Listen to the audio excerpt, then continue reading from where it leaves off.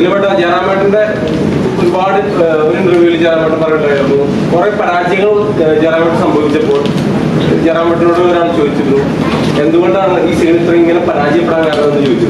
ജയറാമേട്ടൻ പറഞ്ഞൊരു വാക്ക്, എനിക്ക് നോ പറയാൻ അറിയില്ല ആരോടും, അതുകൊണ്ടാണ് ചില സിനിമകൾ അങ്ങനെ പരാജയപ്പെട്ടു പോകാൻ വന്നത് പറയുന്നുണ്ടായി.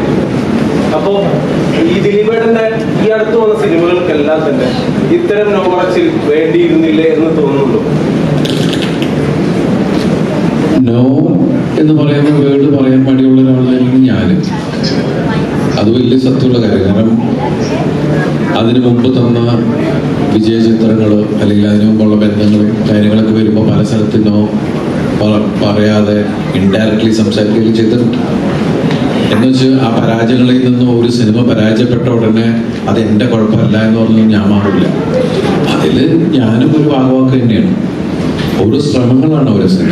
ഞാൻ നേരത്തെ പറഞ്ഞില്ലേ, അതങ്ങനെ സംഭവിച്ചു. അത് നമ്മൾ വിചാരിച്ച പോലെ വർക്കൗട്ടായില്ല. ആ ഡിഷ് ശരിയായില്ല എന്ന് പറഞ്ഞ പോലെയാണ്. ആ ചേരുവകൾ ശരിയായില്ല, നമ്മൾ മാറ്റി വെച്ചു. അത് ആൾക്കാർക്ക് ഇഷ്ടമായില്ല. ഇത്രേ ഉള്ളൂ. അപ്പൊ നമ്മൾ അടുത്ത സംഭവം നോക്കുന്നു.